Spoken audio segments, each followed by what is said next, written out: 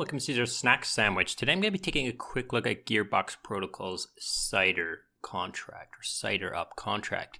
Now, you can go to the website and you can kind of do this. You can go through this, read this. There is this awesome article here that pretty much explains everything, even more than what I'm going to explain. So I would suggest you to read this, but I do have a flowchart that'll explain kind of how this thing works. And before I go over to the flowchart, I do want to preface this with a couple things. Number one, this thing is voluntary. Nobody has to do this, okay? You don't have to do this if you've been farming gear, okay? You can just hold on to your gear. You don't have to do any of this stuff, okay? Second thing, you don't have to do this. Like if you have ETH, you don't need to buy gear token. I'm not telling you to buy the gear token. I don't have any idea what the gear token is going to do. There's no set plan about how the gear token is going to be like worth what its price is. It's all speculation. So this is not financial advice. Don't go and buy the gear token because Caesar made this video, right? You do your own research and stuff like that. All I'm doing is going to explain the cool ideas that have been implemented in this contract. Now, it's a liquidity generation event. So basically, it's a way for the GearBox protocol to take their gear token and raise some wanted capital to create liquidity pools. Now, the GearBox protocol already does have some ETH that they were willing to use to create like protocol-owned liquidity, but instead they came up with this idea. Now, that's why I'm making this video, because it's clever, it's interesting, it's very simple, it's not overcomplicated, but it's clever. I like it. So let's go over to the flowchart and let's figure out how this thing works. Okay, so here we are on the flowchart. We have dollar bill and boosted bill. Okay, so first of all, dollar bill has been, farming gear tokens on GearBox, as well as, APY on lending his ETH to other people who want to use the GearBox protocol. Now, if you don't know how the GearBox protocol works, I'll put a video to that at the end of this video, so you can watch that. It's a pretty cool project, right? So dollar bill has some gear accrued up in his reward contract that he's been farming, basically, right? So along comes this Cider'ed contract, this liquidity generation event idea. So what a dollar bill should do then, if he wants to participate, is he can claim his gear. So he will interact with the claiming contract and claim his gear, and then he can submit it to the Cider contract on one side. So this submission time is actually today and tomorrow, so the 13th and the 14th of December. Now, they are looking to raise at least or not really raise, they're looking for this submission of at least 120 million to 160 million gear tokens into this contract. If there's less than that submitted, then it's not going to, they're just going to scrap this whole idea and go back to the drawing board, right? And think about what else they can do. Now, what gear dollar bill needs to consider here is if he puts his gear into this contract, he is essentially selling half of his gear for ETH, okay? So at the end of the entire process, he will have half the gear that he had before and some amount of ETH based on how much is supplied to the other side. Now, this number is not exactly, he's not guaranteed to have exactly half the gear he put in there, right? So, and you'll understand it as things go, how this comes into play. So moving on, so then we have the other side. So from the 15th until the 16th, so after people have submitted gear and this perimeter has been met, then we have on the 15th and the 16th, we have the other side. So we have Boosted Bill comes along. He wants to join. Maybe he hasn't been farming, or maybe even Boosted Bill or Dollar Bill wants to add to his position, so he could use ETH as well, right? So the ETH goes in, right? And what he's doing is he's basically using half of his ETH to buy the gear token, and it's basically buying dollar bills gears, right?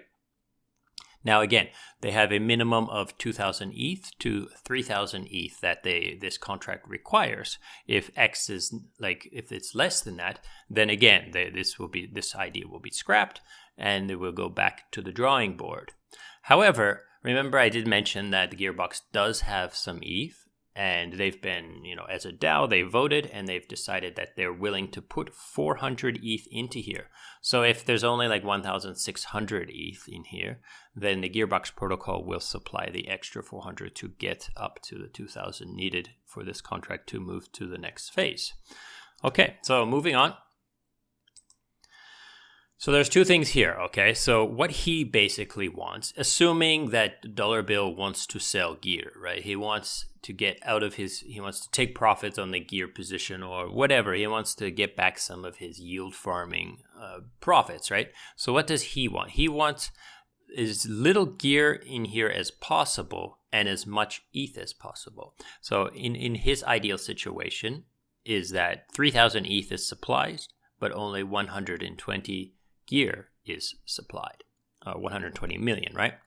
And on the other side, the boosted bill wants the opposite. He wants as much gear as possible, so 160 million, and only 2,000 ETH supplied. So this is basically, the idea is that the price of the gear token will be set by how much ETH is put in there, right?